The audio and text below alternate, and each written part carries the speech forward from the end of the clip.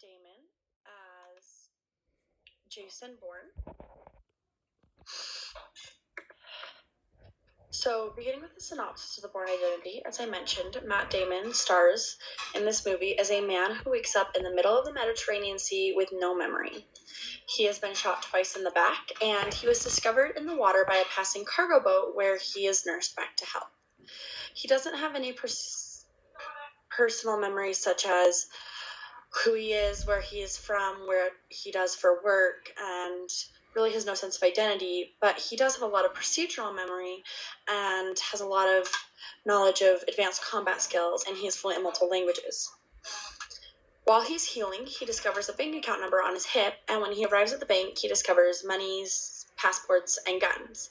And he decides to clear the box out of everything except the guns, and he notices that all the passports have the same picture of him, but they all have a different name listed as that person. And he chooses one of the passports that says Jason Bourne as his, quote, new identity.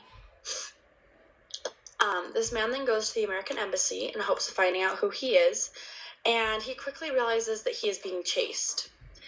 At this point, the CIA make an appearance, and it quickly becomes clear that this man is indeed CIA.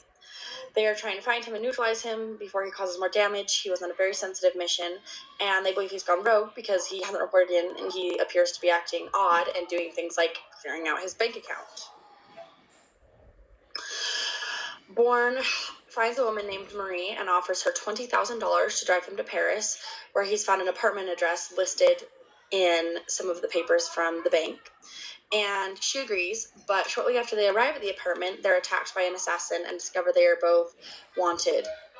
So they go to a friend of Marie's, but they're only there for a night before another assassin finds them, and Bourne ends up killing this assassin, and then he tells Marie that she should leave him because she is never going to be safe if she stays with him. They are never going to stop hunting for them.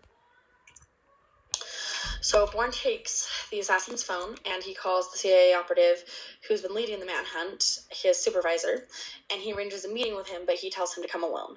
And he also claims that he killed Marie to protect her. He claims that she was in her way, but he is really just trying to protect Marie from the CIA. Of course, the CIA operative does not come alone to the meeting, but Bourne is already expecting that, and he waits until they go back to the safe house.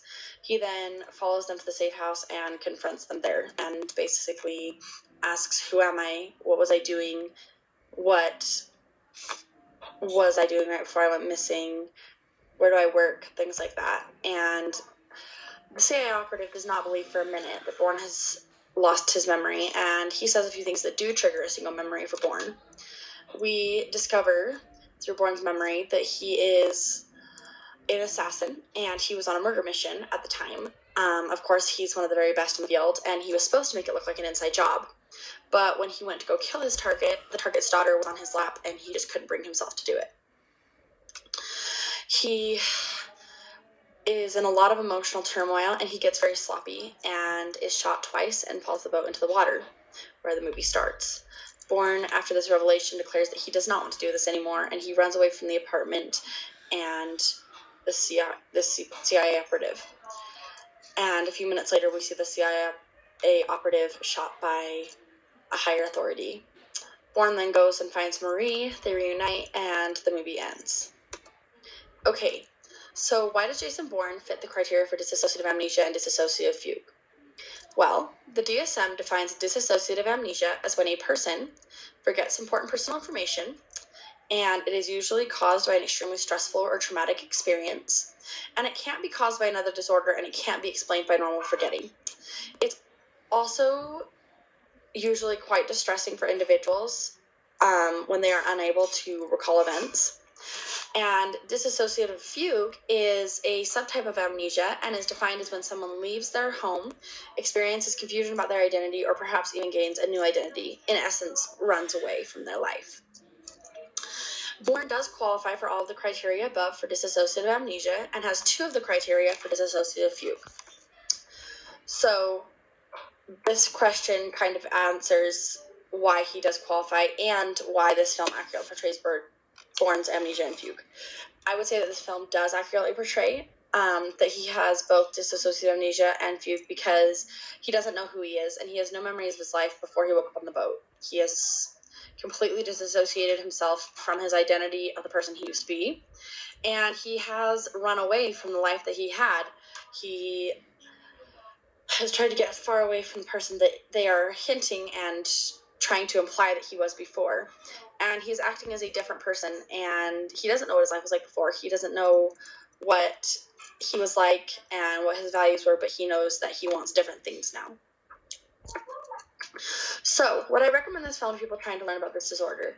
I think it's first important that we address that many people are going to assume this is just a movie and this doesn't happen in real life.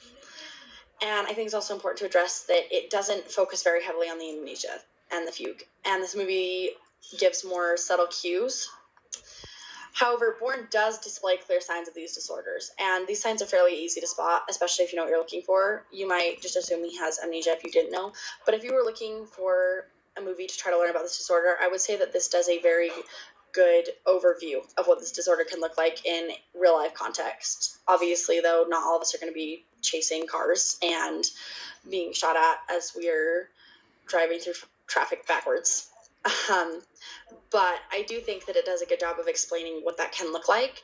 I think, though, if you were looking for a more detailed synopsis or a movie where it focused more on the amnesia and the fugue and less on the action, I don't think this is a movie for you. But I would say that overall, this film does do a good job of giving a general education about these two disorders.